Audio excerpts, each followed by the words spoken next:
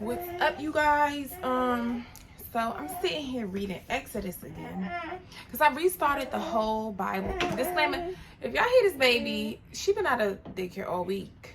This is why, because my baby's sick again. Hold on, let me wipe her nose. Her nose. She been sick, so I kept her home. Out the rest. She only went Monday, and she been home the rest of this week. And she got, you can tell it's like infection because it's like yellow stuff coming out. So I've been doing like that red onion trick and stuff. It's all coming out. You know, like with babies, if they can't cough that mucus out their mouth right. So either they throwing it up, what's coming out their nose, what's coming out their butt, or whatever. But, so don't mind her. She over there eating her things, and she always gotta make noise when she eating food that's good. That's how you know if it's good for her, because she be making that noise. But Ari, can you relax so I can do the video? Okay. That's why I really didn't want to put her in daycare. But my baby been sick. Like, she just had the whole throw up situation 2 weeks ago. She only been in daycare this the third week, and she only went 1 full week, which was last week. Because since she started daycare, she keep getting sick. This is why I don't even like daycare and like having my daughter, my big daughter, in the school. Because literally, for her, she been fine now since the whole throw up situation the other week. But I don't like these dirty little schools and stuff. All these kids and they germs. The germs is jumping. You know, they touching everything. Okay, can you make that noise not make so much of that noise, please? You're dropping them. Okay. But I was reading, so I'm rereading the Bible because, like I told y'all, I have to read this thing again and again and again, and it's like I can't really move forward with the rest of it until I like reread this stuff again, because I'm just trying to figure out, like I said, I already know where the Israelites, because everything, and I don't know, I'm gonna probably do that in another video, but everything about slavery, because I did those other videos for y'all, and everything is here, you guys. It talks about this, like it literally tells us what everything is. And I can't believe this, like literally the 400 years of slavery. This was all part of the covenant with for Abraham to inherit the land and for his seeds to inherit the land of Canaan. Like, but I'm gonna talk about that in another video. This video I wanted to talk to further prove we are the Israelites, because we're gonna see. We about to relate some information, because we know what has happened with us. So let's read this, and then we're gonna read this, and then we're gonna read the scripture, and then we're gonna talk about how we're gonna read well, we know what has happened with us. Well, a little bit. Well, me, a little bit. But I do my research, and I know I've heard certain things. I've heard about what we was doing in their houses, what the men was doing to the women, to the maid servants. You okay, Bookie? But we know, first of all, we know what they try to do to us when we have babies. I was just saying it to y'all in a video I actually just posted today, but of course y'all probably see this video right here days later after the other one, because that other video that I was talking about, I don't even know which video, but these videos where I've been talking about black people, black America, black people, we gotta wake up, or we the Israelites, whatever I say in these more recent videos, we are the ones. We are the ones. Hey, stop that banging, Aubrey. Stop.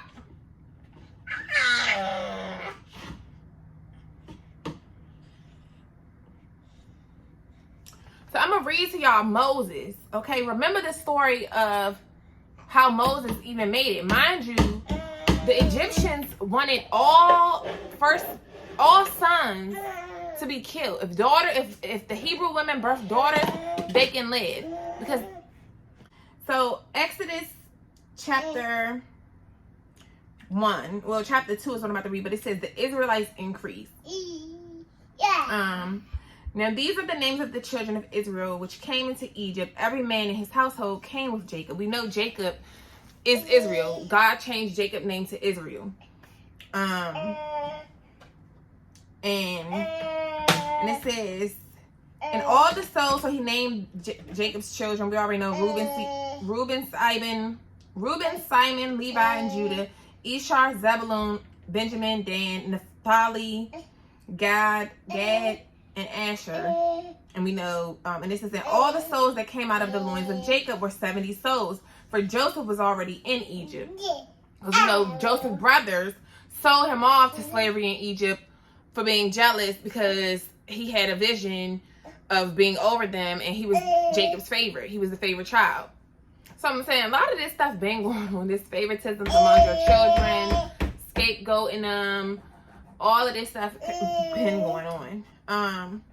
It says, and the children of Israel were fruitful and increased abundantly and multiplied and waxed exceedingly mighty, and the land was filled with them. Okay, so now it says, a new king who knew not Joseph arises. Now there arose up a new king over Egypt, which knew not Joseph.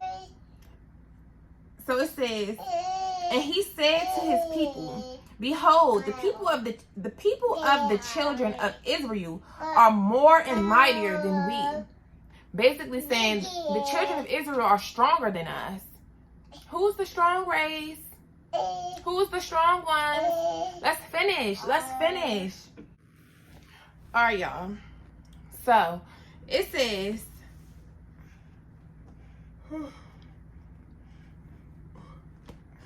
mind you, I'm running off of what? 2 hours of sleep. I didn't go to sleep till what? Like 4 a.m. Because I just been up like reading and researching stuff online. But so yeah, it says, come on, let us deal wisely with them, lest they multiply, and it come to pass that when there falleth out any war, they join us also to join our enemies and fight against us, and so get them up out the land. Therefore they did set over them taskmasters to afflict them with their burdens, and they built for Pharaoh treacherous cities, Pithom and Ramses. But the more they afflicted them, the more they multiplied and grew. And they were grieved because of the children of Israel. And the Egyptians made the children of Israel to serve with rigor. And they made their lives bitter with hard bondage in mortar and in brick, and in all manner of service in the field. All their service wherein they made them serve was with rigor. Who is this describing? This is describing of, they said, for one, they already said up here, the people of the children of Israel are more mightier than we. We appear stronger. We're stronger than them. Then they said, let us deal with them. Let us deal wisely with them for fear that they multiply. So they feared us multiplying and having more children. This is what they still do. Wait, we're gonna get to the other part. So then it says, therefore did they set over them taskmasters to afflict them with their burdens. And they built for Pharaoh treacherous cities, Pithom and Ramses. What did we do? We had taskmasters over us, afflicting us with burdens, with their burdens. The things that was burdens to them, they made us do. They didn't want to get out here and do the hard work and labor. They had slaves to do it. And they treated us harsh. That's why I say we're still in modern day slavery, because slaves had to work 8-hour shifts. Think 8-hour shifts during the winter and during the summer from sun up to sundown, 12-hour shifts. Yeah. Literally from sun up to sunset. But then it says, but the more they afflicted them, the more they grew, the more they multiplied and grew. The same, what do? The more they put on us, the more they try to cause us pain. We still have our babies. We still do it. We still growing as a population. We're still growing. This is why they push. That's why I'm saying this is why they push abortion on us, because they don't have children like us. If you look around, white people don't usually have that as many kids as us. Look at how even in the Bible here, you know, a lot of them, like Sarah, she was jealous of, and I don't know if because I know, and it made me wonder, was her name Bilal, or Hagar? And because a couple of them, Jacob's, well, Sarah's maidservant, her servant, because Sarah couldn't bear children. And this happens so many times. I've seen the same thing with Hannah. I see the same thing with a lot of them. They don't get to bear their children. But it looks like God still gave them their children, because God can do anything. So even if you think you can't have kids, you can still have kids. If you want a child and you can't have one yet, that's because it's not the time. That's because God runs this. God runs this. You got women, married couples all the time that want children, but it's just, and they having a bunch of sex. They doing it. They going to take the ovulation test. They hitting it on the day, getting it in right on the days, and still nothing is happening. Nothing is happening. When that's happening, you have to seek God. You have to fast. You have to truly seek God. Listening to Jalen on here, his story about his wife. She wanted a second child, because I think her first child isn't with him, but their boy that they had, she wanted a son. She wanted a son with her, with her husband or whatever. And they young. I don't even know how old they are, but they young. They in their like 20s or something. And he said that was his testimony. Like, the Lord told him to have his wife go on a 3-day fast, no food, no water. And the next month popped up on a pregnancy stick that she was pregnant. A lot of things can't be released, and the only way it can be released is through fasting and prayer. You have to sacrifice something. You have to give your offering.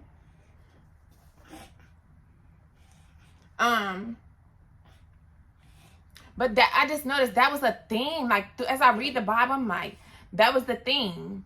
A lot of them have done that. You had your servant to have your children because you couldn't bear them.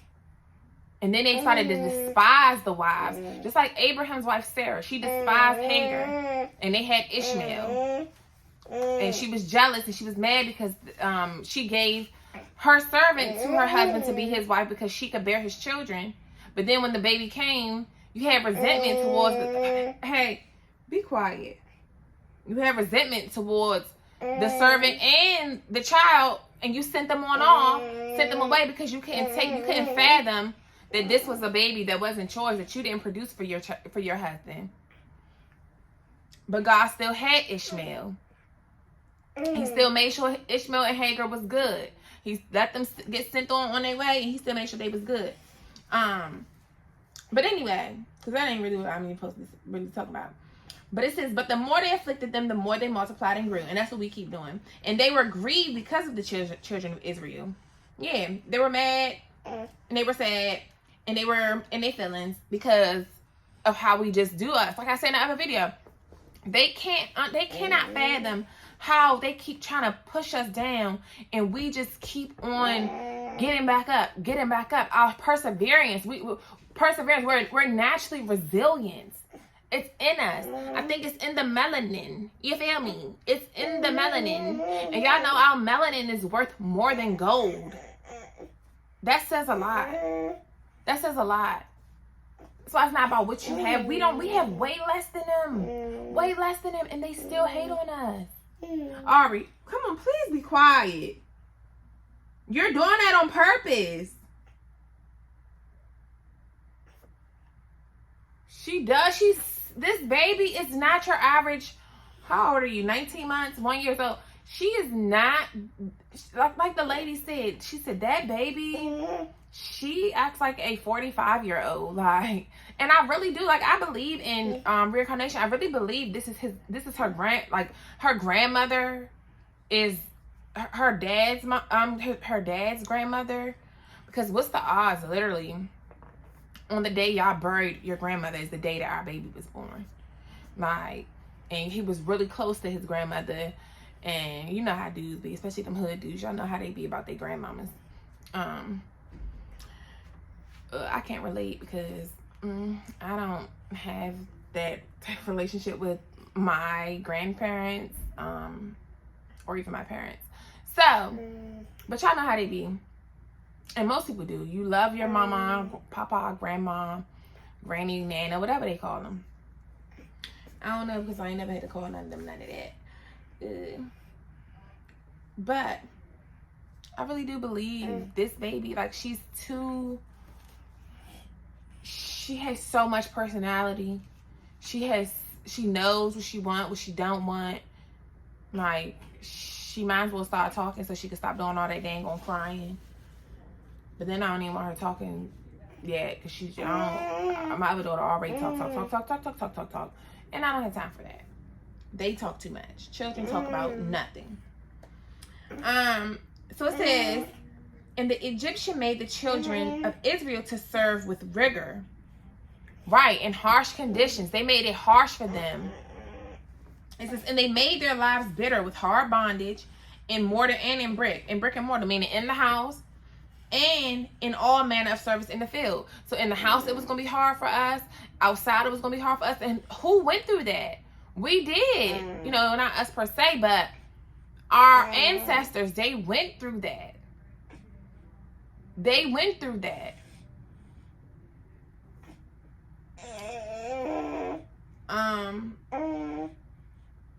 It says, in all their service wherein they made them serve was with rigor. Was harsh. It don't matter what they was doing. It don't matter. It's not going to be easy for you. I'm going to make you do the like I was reading about Harriet Tubman having to, one of her tasks, because when she was, because they made them start as kids, when they was born, Ari. They made them start early, 5, 6 years old. You getting out and doing something in this field. Harriet Tubman had to go check the muskrat holes, the muskrat tracks. Like that's like sending your 5 or 6 year old, and if you got mice or whatever, and you like, oh, go pick that mouse up out the trap. Go clean up all the traps. 5 and 6 year olds don't need to be doing it. So now, I'll flip to this side. So then it says,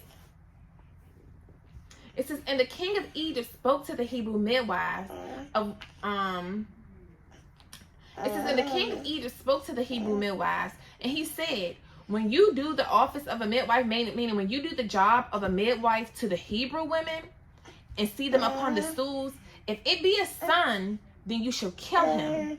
But if it be a daughter, then she shall live. But the midwives feared God and did not as the king of Egypt commanded them, but saved the men children alive. So the midwives feared God, so they was like, I'm not doing that.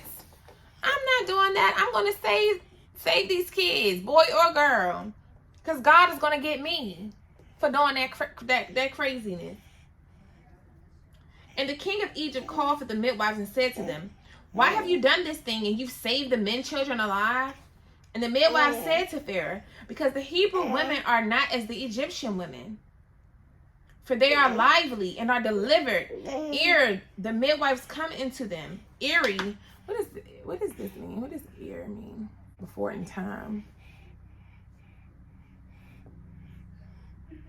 Okay. So it says,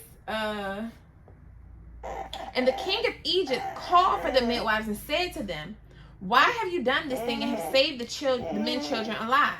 And the midwives said to Pharaoh, because the Hebrew women are not as the Egyptian women, for they are lively and are delivered before the midwives come into the room.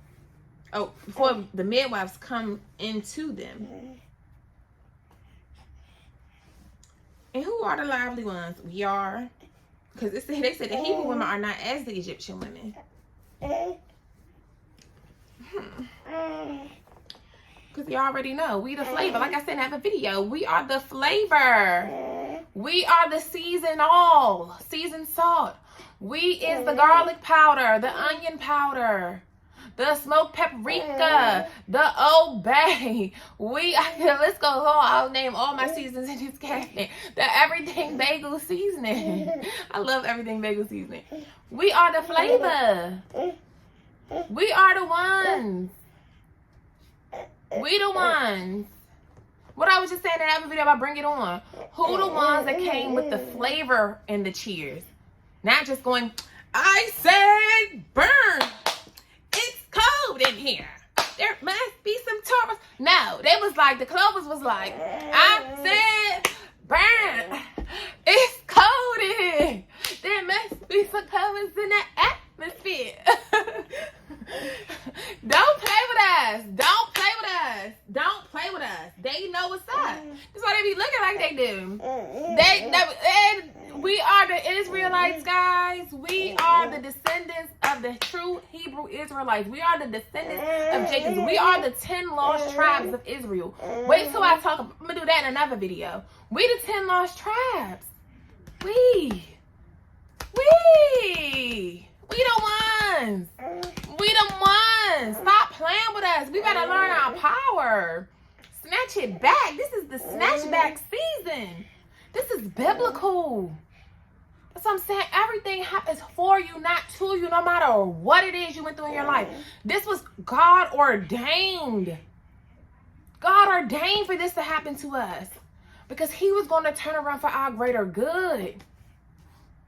This is why they worried about, this is why, truly why they pushing out abortion, because they meant to do abortion for us.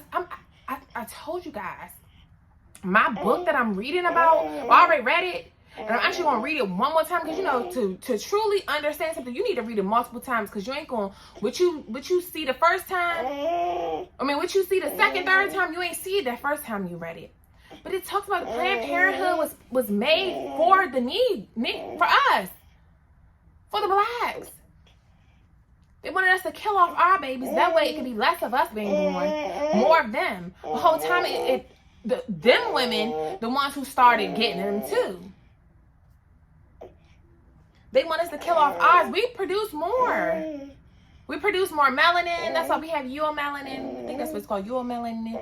We just natural producers of, well, technically not, because we don't be trying to produce nothing now. We still act like slaves, and that's the problem. We need to become producers. We natural produce. Our skin is put in us to be producers, not just consumers. We are supposed to be producing just as much as we are consuming. Now let's keep going.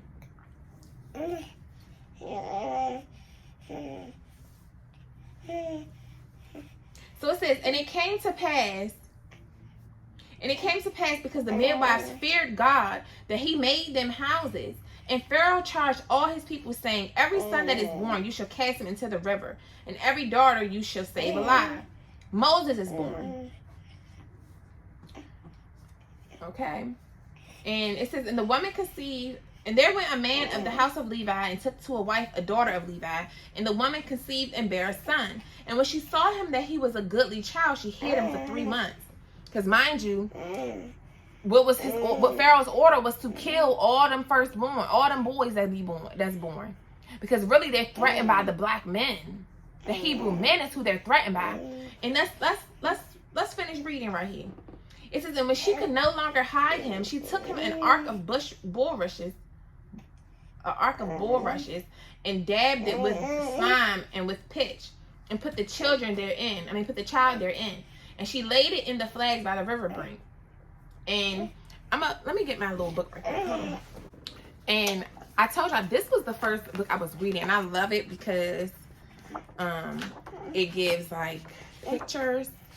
Like, let me go to that part for y'all. So this is like a picture of that. The mom, she put the baby in this thing, sent it down the river, and Pharaoh's daughter and her servant saw something in the river. So we about to read that part. But this is like a good picture of what I'm reading. She watched it. Because she knew that they have compassion. Some of them do. Like some of them, not all of them are wicked. That's why we know not all of them are truly racist. but you can't not fall in line with your kind. So it says, and his sister stood afar off to wit what would be done to him. It says, and the daughter of Pharaoh came down to wash herself at the river, and her maidens walked along by the riverside. And when she saw the ark among the flags, she sent her maid to fetch it. So Pharaoh's daughter went down by the river, and she saw the baby, that thing floating in the river, and the ark that they had built for the baby to float in.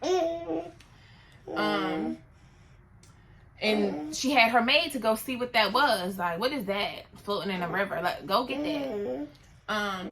So it says, and when she had opened it, she saw the child, and behold, the baby wept. And she had compassion on him and said, this is one of the Hebrews' children. Like, how did you know? How did you just automatically know it's the Hebrew children? Probably because of how the baby looked. You can obviously tell as a baby, and he says and she hid him 3 months. So this baby was 3 months old. I mean, his color definitely could have been in by now, of course, by now. But you can tell. You can tell. It said this is one of the Hebrews' children. Probably because of the melanin that was on that baby. You can tell. It says, then said his sister to Pharaoh's daughter, shall I go and call to you a nurse of the Hebrew women, that she may nurse the child for you? Who did that? Did we not nurse our slave masters and wives' children, their babies? Did we not? We did. It says, and Pharaoh's daughter said to her, go. And the maid went and called the child's mother. And Pharaoh's daughter said to her, take this child away and nurse it for me, and I will give you your wages. She got paid to be you're the slave. You're the servant. You nurse this baby for me, and you get paid. And I'm going to pay you for doing that. And the woman took the child and nursed it. And the child grew, and she brought him to Pharaoh's daughter, and he became her son. And she called his name Moses. And she said, because I drew him out of the water. So that's the portion that I wanted to read. Y'all, please excuse my baby. She is really irritating me with making all these noises. Like, she really is. Because she does it on purpose every time I'm trying to record. She'll be chilling. As soon as I start recording, here she go. Here she go. As soon as I start recording, she want to make all this noise. So, let's read this little article. The tragic plight of enslaved wet nurses. That's what they're technically called. And this is a picture. And it says, since slavery, the dehumanization of black people has been entrenched deeply in the social pyramid. One such is the tragic case of black mothers who were forced to breastfeed their owners' children at the expense of their own. Some historians believe that the practice originated in the 1600s when malaria claimed numerous lives of many white settlers. The slave owners believed that feeding their babies with milk from their native slaves,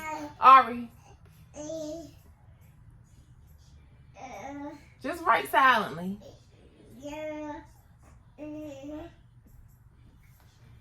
And it says, the slave owners believed that feeding their babies with milk from their native slaves would provide them natural immunity towards malaria. This had a trickle-down impact not only on racial, but also the psychological, financial, and political fabric of the society throughout the black community. Eventually, the white mothers considered it below their social status to breastfeed since it was unfashionable, in the sense that it kept them away from wearing the trendy clothes of yesteryear. Having a wet nurse was seen as a symbol status and symbol of wealth. And you gotta be that vain to be like, And it's so funny because what do I tell y'all about the reason why I wear big t-shirts is because I'm still nursing. And I don't feel right having fitted clothes, all that on, and this is what they feel. They felt that way too. They're like, I ain't nursing baby. Let them slaves nurse our babies. They got better breast milk than us anyway. They got the stuff that they got the nutrition. What they got will prevent our babies from catching malaria.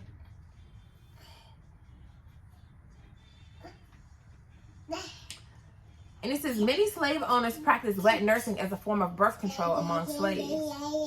Because it is, stop. Because it is, breastfeeding is considered birth control. If you breastfeed after you have your first baby, them first 6 weeks, you ain't getting pregnant. And if you do, then you exception to the rule. But, I mean, I ain't really had that much sex after I had this baby. I think I only probably had like sex twice, maybe. But definitely in them first, I think 6 to 8 weeks, I definitely had one time I had intercourse. But even with my period, it took me a long time to get my period again after I had her. I didn't start getting a period until a little bit after she turned 1. And she's 19 months. So I just started getting my period, like, I know this might be too many, I bet. This is what it is. It literally is. It stops you from ovulating. So it says many slave owners practice wet nursing as a form of birth control to black slaves. Aubrey, you trying to be funny. Go read your book. She know I'm trying to do stuff to distract her, and she's very smart. Very smart, bruh. It says, in that era, having a hair and a spare was a common practice among the wealthy and affluent. Relegating the nursing duties to a black mother freed up the white mothers for giving birth to the next progeny. Or progeny. This portrayed the image of a cruel black mother, which was explained by the fact that she often lived separated from her newborns and family. Right, because she couldn't be with her own children because she over there nursing yours and taking care of yours. With slavery and wet nursing, the invaluable breast milk, often referred to as liquid gold, benefited the white children, while cow or goat milk was fed as a substitute to black children. This often resulted in high mortality and susceptibility to diseases in the early childhood of black children. Mind you, this is why probably a lot of us is lactose intolerant, because our bodies ain't supposed to have that cow milk. Mind you, they love milk. They love milk. Of course, some of us have grown to love dairy, but we so gassy after we had, because I love dairy, but it make me super gassy. But I still eat it anyway. I ain't eating it right now because I'm doing a cleanse. But this is just putting everything into perspective. They made us treat our own not good, but made us prioritize theirs.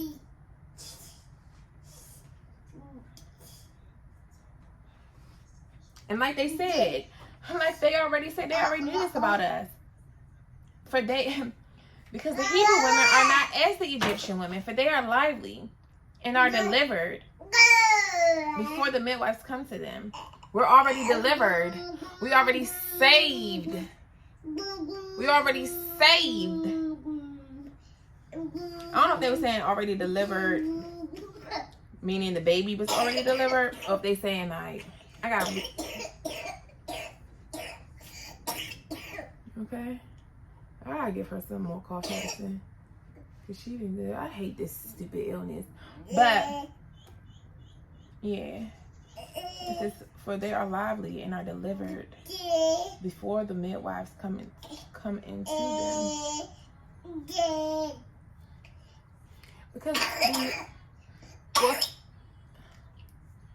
but sometimes midwives deliver the baby too. Sometimes midwives do deliver the baby. See, and it says, while nursing and raising white children did not protect black women from cruelty, some nurses did benefit by escaping the field labor to live in the houses. The cruelty was, however, perpetuated psychologically. In 1912, a black nurse living in Georgia described her duties. I live a treadmill life, and I see my own children only when they happen to see me on the streets when I'm out with the children, or when my children come to the yard to see me. Which isn't often, because my white folks don't like to see their servants' children hanging around their premises.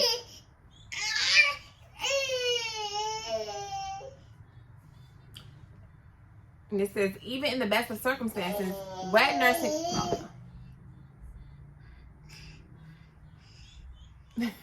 She is blowing me, Brad, because as soon as I stop talking, she stops making noises.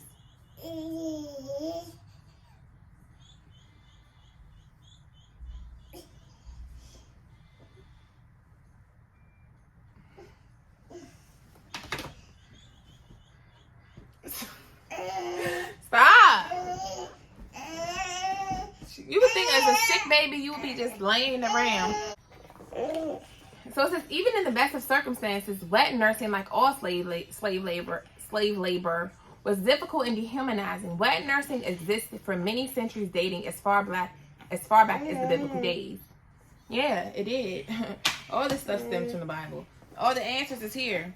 I mean, everything. It even talks about the 400 years of slavery here. Slavery, like. And I'm trying to, that's why I'm going to talk about that in another video. Because I'm trying to see, like, was that, why did that have to be the covenant for us? You know, for Abraham's bloodline or whatever. Why did that have to be? So I'm going to talk about that in another video because, like, I keep reading and stuff on that. But I'm reading this and I'm like, wow. Is this not us? Are we not these Hebrew Israelites? Are we not? And it makes me wonder, is Shem, because Abraham, like, all these religions, Islamic, Christianity, Judaism, all of them stem from an Abrahamic religion. They believe in one God. It's a monotheistic, I think that's the word, monotheistic religion, Abrahamic religion. Meaning stemming from Abraham, his bloodline. Abraham come from Shem. Shem was Noah's, after the flood, Noah's 3 sons was Shem, Ham, and Japheth. Japheth were the Gentiles. So I'm really trying to, like, do the family tree and just really dig deep into this, y'all, because I got to figure, I told y'all, I got to figure out the tea on this. I got to figure out all the tea, and I already see the tea. I already know what's up. That's why the best thing you can do when you're around them is to,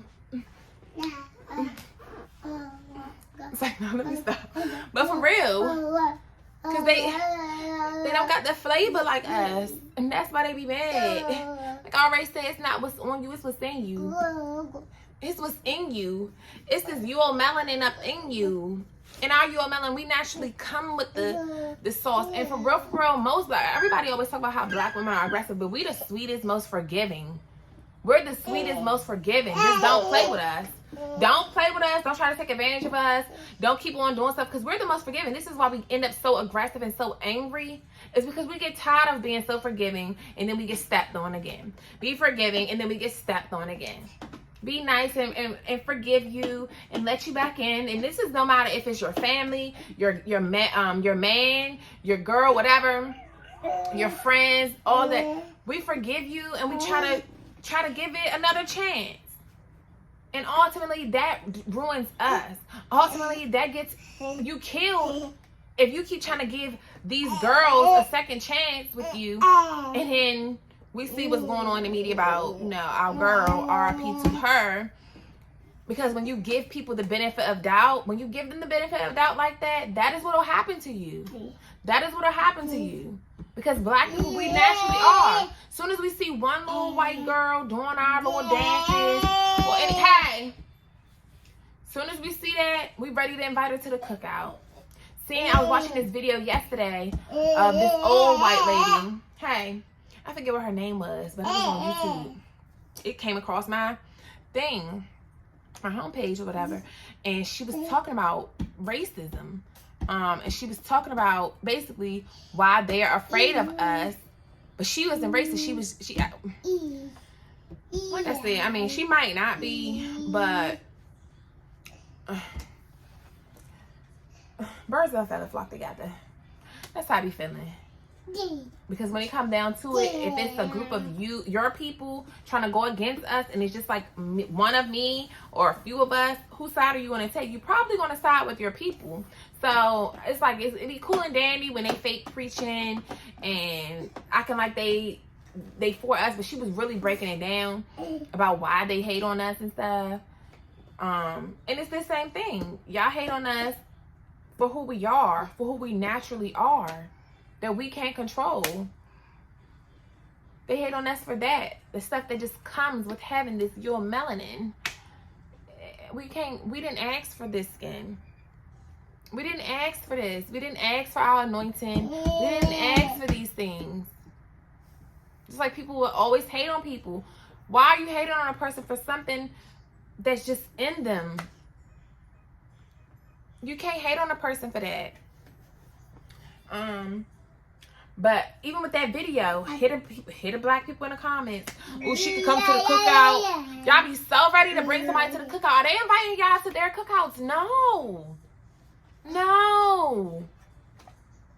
Are they trying to come and play in your neighborhoods? Are they trying to come to your schools? Are they trying to come? Are they trying to do these things with you? No. So why are we so pressed to commingle with them? They're not trying to do that.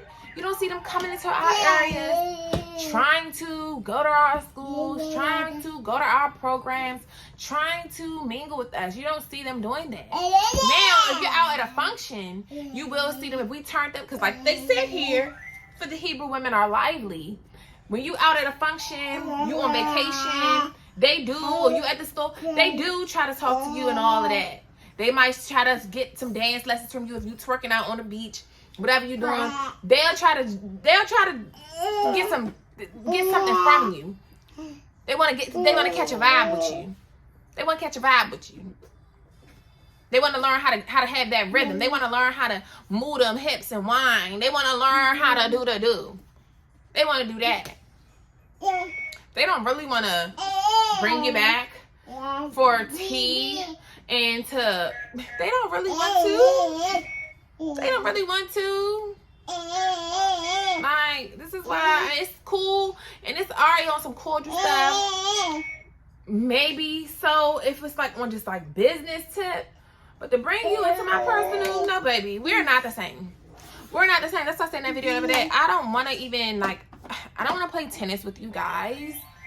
I want to play tennis with my own girls. Like, let's go have some fun because we're going to throw the ball. Then we're going to turn up a little bit, throw the ball. You know, it's going to be a vibe because we just naturally the vibe in a wave. We the vibe in a wave. You already know. We bring that frequency, them vibrations. Them vibrations. We embody that. And even our men. Look what it say. But the people of Israel are more mightier than we. They know. And strength is in numbers. This is what popular sovereignty is. This is why we need to wake up and understand that you should, numbers matter. How you gonna let, it's more of us than them, and we gonna let them oppress us if it's more of us than them? Like, how does that even make any type of sense? Like, we got to get it over here together. We the Israelites, y'all. But I have more reading to do. I'm gonna be coming to y'all with more videos because I need us to understand who we are, our power, why we are hated, and how to take our power back. Because God wants to give us our land. He wants to give it to us. This is biblical. He wants to give it to us. He wants to give it back to us. This is why a lot of us are moving to the South. This is our turf. He wants to give it to us. He wants us to own our land back. That we done ran off. We let them run us off from our land. He wants to give it to us. But he wants you to seek him. He wants you to never go astray from him. He wants you to idolize him and not idolize other gods. He wants this from us. So we have to wake up. We're the 10 lost tribes of Israel. We're the 10 lost tribes. They thought we was lost. And we are lost for real because the black community, that's why we're so lost. We don't understand what's really going on in the world because our pineal glands are shut. Our pineal glands are shut.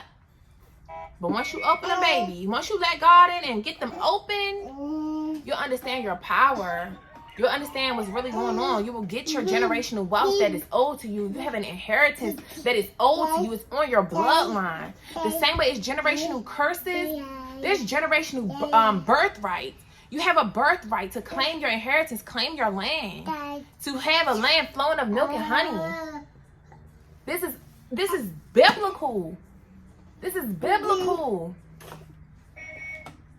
But when you sin, when you don't do right, when you disobey God, he gives it on. He gonna send it on to the next person. This is why it's supposed to be the first son that get the birthright. But depending on what the first son do, it gets passed on to the next. God run this. This is biblical. So, and let me get her nose. What is this? Hold on, y'all. But let me just wrap this up. I'll see y'all in the next video. Because her nose is snotting all over the place. And I'm about to go make me something to eat. Because it's like 2 something in. So, I'll see y'all in the next video. We gotta wake up. We have to wake up. We the ones. We them girls. We them boys. We the ones. It's time to take our turf back. It's time to take our turf back. Louisiana, Texas, Florida, South Carolina, North Carolina, Tennessee, Memphis. Think about all these cities, all our cities. We didn't let this stuff destroy us long enough. We didn't let Sodom and Gomorrah. We didn't turn our cities into Sodom and Gomorrah. Let me get something to wet her nose. We didn't let too much happen. We didn't let too much happen, even though a lot of this stuff clearly was ordained to happen. But that's because God knew us. He knew us before we knew us. Like I always say, God knew me before I even knew him. He called out Abraham just like he was doing me. Like, Tania. Like, that's that calling. For many are called, but few are chosen. You hear the call. You hear him whispering your name. You hear him. He trying to awaken you. He trying to get to you. But you ignoring it. You ignoring that voice. You ignoring that voice. You ignoring that God voice. But you listening to the devil voice. Alright. This baby, y'all. Next week, she's going back at school. And that's when I'll be doing videos, is when she's at school. Right. This baby, she gotta go. She ain't like stay long. But anyway, we gotta claim back what's ours. We have to. We have to. God knew us before we knew him. He ordained us. He ordained this for us. That was his covenant with Abraham. I will bless you and bless your seeds to be rulers of the nations. It says, God calls Abraham and blesses him with a promise of Christ. Now the Lord has said to Abram, get you out of your country and from your kindred and from your father's house to a land that I will show you. This is why when I had first got to Texas and I started reading this, I was like, okay, I'm supposed to be here. Because when I was going through those periods, I'm like, oh, what am I doing? Should I have done this? When I read this, it was like, okay, this is what he did to Abraham. This is what he did. He made him go off to a land that he don't know. This is what he's doing for a lot of us in this season. So if you're getting it in your spirit that you need to be moving, it doesn't matter if your family agree with you. If your spirit, your gut is telling you it's time to move. It's time to move. It's time. You pack up what you can. Like Latoya said back then when I first got, she was like, pack light. Pack light. Because you're gonna get what's owed to you. Whatever you have to leave behind, trust you me. At the end of your wilderness season, God is gonna bless you double for everything you had to lose. But you gotta be willing to put the work in and make that sacrifice. But it says, into a land that I will show you, and I will make you a great nation, and I will bless you and make your name great, and you shall be a blessing. And I will bless them that bless you, and curse him that curseth you. And in you shall all your families of the earth be blessed.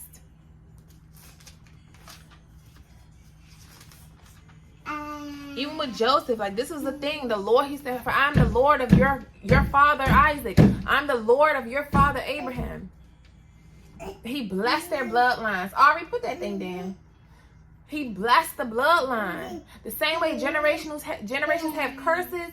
Generations, if you break the curse, break the curse. This is why it's important to break the curse. Because the enemy set the curses on you. The enemy set curses on you. You have a birthright. You have a birthright. You have an inheritance. You have an inheritance. Claim it. Get it back. You're tired. We tired of being tired. We tired of slaving. I see so many people posting now. I'm tired of this. I'm tired of her only having 2 days off. I'm tired of this. I'm tired of paying bills. I'm tired. God gonna set you free. Just listen. Be obedient. The only person they say submit. They say black women don't know how to submit. Baby, submit to the Lord and everything else, you're gonna be good. That's what you need to submit to.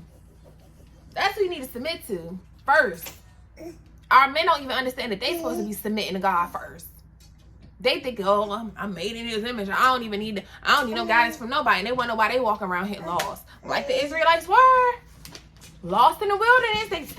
You still need a leader to guide you for years and years and years, because y'all just won't get it. Y'all won't get it. This is why God, it don't matter man or woman, you must put God first. You must follow God's lead, or you will forever be lost. You will forever be led astray if you do not have God first. And if you're not following Him and submitting to Him, being obedient to Him, you're going to be led astray. You're going to. This is a chain of command. Every business, every family has a chain of command. It's all about order, divine order. And when you go out of the order, you get what you get. Just like they did. They went out of order. Even Abraham went out of order. You gonna listen to your wife tell you to take her because you wanted some hair to pass down your riches to.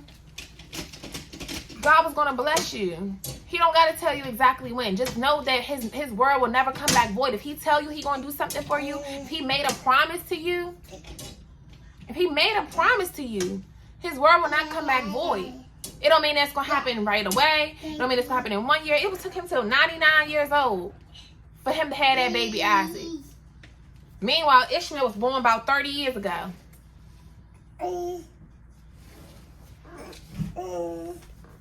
So, just be obedient. Be obedient. Be obedient.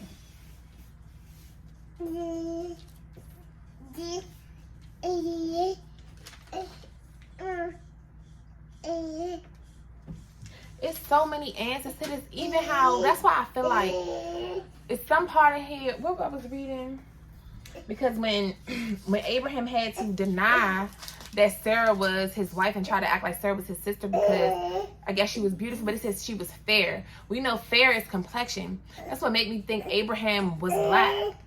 I'm gonna keep doing my research. We're gonna get down to the bottom of this. I think Abraham was black, but I'm just trying to figure out, like, I'm just trying to really go through the bloodline, because it could have been, we either come from Shem or Ham, because after the earth was flooded, Noah had only 3 sons, and Japheth and all his sons were the Gentiles, meaning they were non-Jew, meaning they were not the Hebrews. They weren't the Hebrew Israelites.